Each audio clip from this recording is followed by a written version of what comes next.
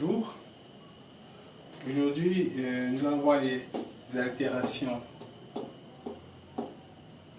Les altérations, ça veut dire quoi? Les altérations, en fait, c'est le fait de changer.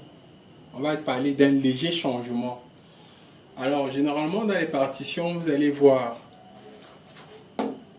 le dièse, le bémol, le bécard. Ces signes sont généralement retrouvés dans la partition. Alors, le dièse,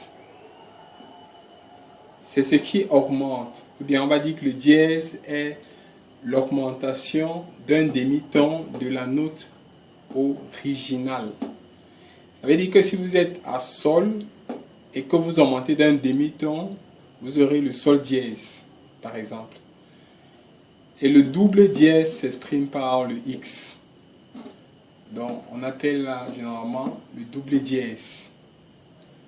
Nous avons le bémol, qui est la diminution d'un demi-ton de la note originale.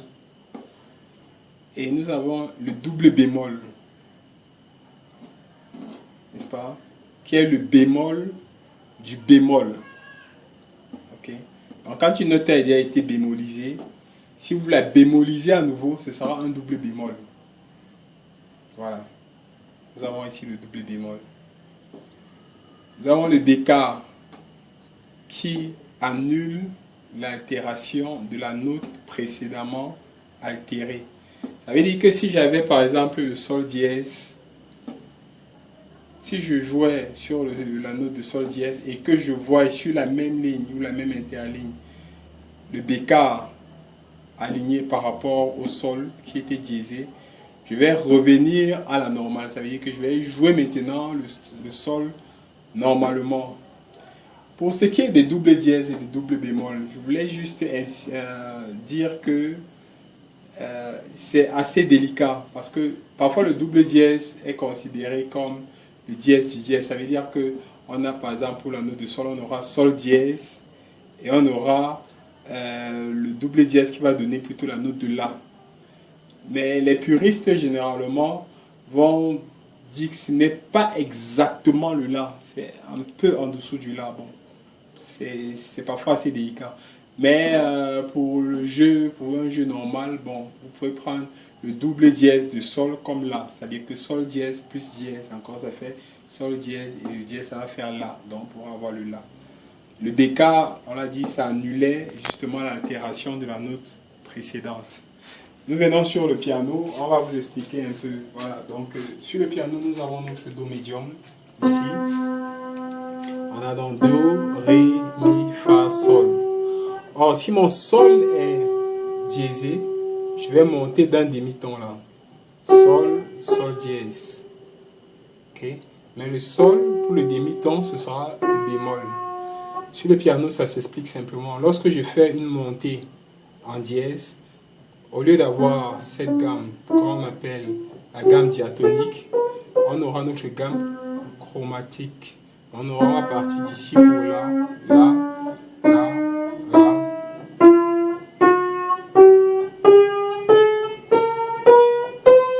Donc ça, on va l'appeler la gamme chromatique et la gamme diatonique, ce sera celle-ci. D'accord? Donc on monte d'un demi-ton, demi, et on descend de la même façon. Voilà. Et donc par exemple, si je suis en mi, puisque je n'ai pas de note d'altération ici, normalement le dièse de mi ce sera ça, fa. Et le bémol donc de fa sera dièse. Voilà, donc vous avez vu un peu comment ça s'exploite. Au niveau des partitions, nous avons, si nous revenons ici à notre document, l'hymne à la joie, vous allez voir ici, nous avons la note de sol dièse, n'est-ce pas? Nous avons un sol dièse là, et justement, nous allons, voilà, nous allons quitter de sol dièse ici là pour la, Fa dièse. Mais ici, le bécard, ce bécard vient annuler le dièse qui avait été affecté à sol. Donc lorsqu'on va jouer ici la sol dièse. Et lorsqu'on va arriver ici, au lieu de jouer sol dièse, on va revenir à sol. Donc on revient à l'initiale de la note de sol.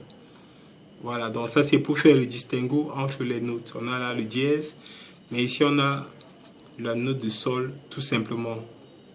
Voilà, ça c'est un exemple. Et vous allez retrouver souvent ça dans les partitions. Pour ce cours concernant donc les altérations, nous avons parlé du dièse, du bémol, du bécard, et nous avons expliqué au piano. Et nous avons parlé aussi de la gamme chromatique et de la gamme diatonique. Voilà, donc nous vous disons merci et à très bientôt pour la suite de nos cours.